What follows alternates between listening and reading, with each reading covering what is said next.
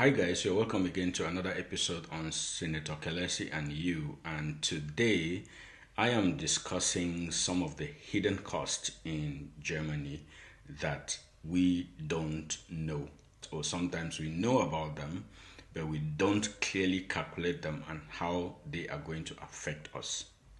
Now, the clear thing, which we already know, is the fact that Germany is known for its precision. This also means that they are very precise when it comes to taking your money.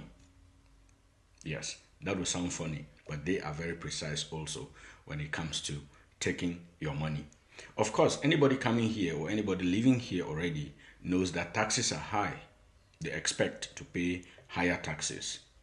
But there are some other hidden costs that always get experts off guard.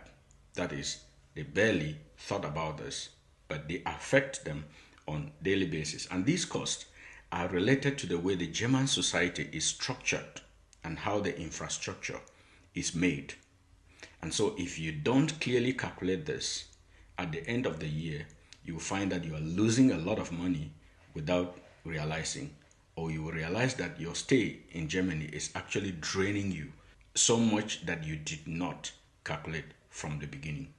So I'm going to be talking about some 5 hidden costs in Germany that most people don't even calculate, and some are not always aware that they are going to pay at the end.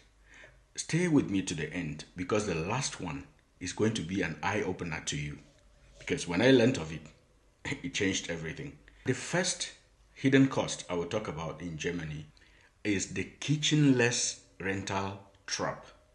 The kitchenless rental trap. What am I talking about here? If you are looking for a house in Germany and you are told that the kitchen is not furnished, it actually truly means not furnished. This is what most people do not know. You will go into the kitchen, you could see pipes there, you could see electrical cables, but there is nothing else. And if you calculate very well, you'll find that if you take this house, at the end of building a kitchen, you must have been spending between 2,000 to 5,000 euros. This is an estimate, but I bet you if you take such a house, that is exactly how much you are going to pay. And even if somebody was already living there and owned all these things and wants you to get them as he is moving out, he is going to ask you to transfer the money to him, and the money cannot be less than 2,000 euros. This is a cost that a lot of people do not factor in. The second hidden cost in Germany is what is called the Rundfunkbeitrag, that is the TV and radio tax. I will tell you, this is the most annoying bill that you will have in Germany. In my own words. Annoying because every month, every household is supposed to pay about 18 euros, thereabout. Whether or not you own a TV, you have to pay this money. And the service is so effective, so much such that immediately you register your address, all the information about you will already be collected and sent to this service, and your bills will start coming from the day you register your address. And remember, if you don't pay this bill, they will keep coming. They will start increasing fines on it. And if you keep avoiding, the next thing that is going to happen is that they will send to revenue recovery, and that will also affect your credit score. So this is a hidden cost in Germany that most people do not really calculate, but it is there, and it takes a huge chunk of money from you every year if you calculate. In Germany, there is what is called Nebenkosten. And I will say it is the end of year shock to many. When you are renting a house or an apartment in Germany, you always have 2 types of rents that are quoted. You have the kalt Miete or cold rent, and you also have the warm Miete, which is warm rent. The difference between the kalt Miete and the warm Miete is what is called the Nebenkosten.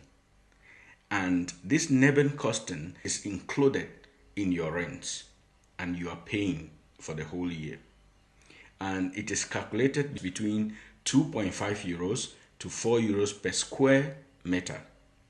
Now, at the end of the year, the landlord still needs to calculate what he spent on the services relating to the building or to the apartment.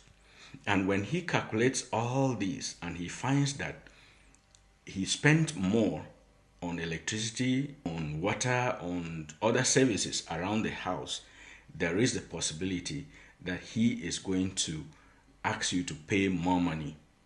And this is not always little, mostly between 500, sometimes up to 1,000 euros. You might pay less, but there is always the Nebenkosten, the cost of other services, which you do not calculate, but at the end of the year, you will have to pay. Some people get so shocked at the end of the year because their Nebenkosten went so high. If you're new to my channel, why not hit the subscribe button and comment on the videos as you watch.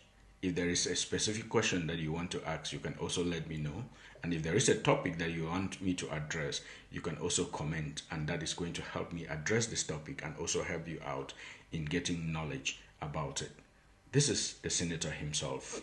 The other hidden cost that I have to talk about here is the health insurance upswing. The health insurance. Of course, we know that in Germany, health insurance is mandatory for everybody.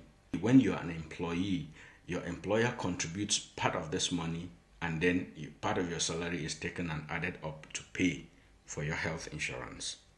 And in 2026, the contributions can rise up to 17% when you have additional insurances that you've made regarding health, up to 17%. And now, think of the fact that if you're a freelancer or you are self-employed, you have to pay all this money on your own. And high income earners can pay up to 1,000 euros a month. So if you're a high income earner or you are self-employed, it means that you need to pay a lot of money into the health insurance every year. And this is one of the costs that so many people do not calculate. If you ask a lot of people, they will tell you that they don't know how much percentage of their salary is being contributed into the health insurance. But I tell you, it is a lot of money. When some people get to know about this, they are shocked themselves because the money is just so much. And of course, the fifth hidden cost in Germany, which I told you is like an eye-opener. When I got to know about this, it changed my thinking, is the mandatory insurance, also called the Haftpflichtversicherung.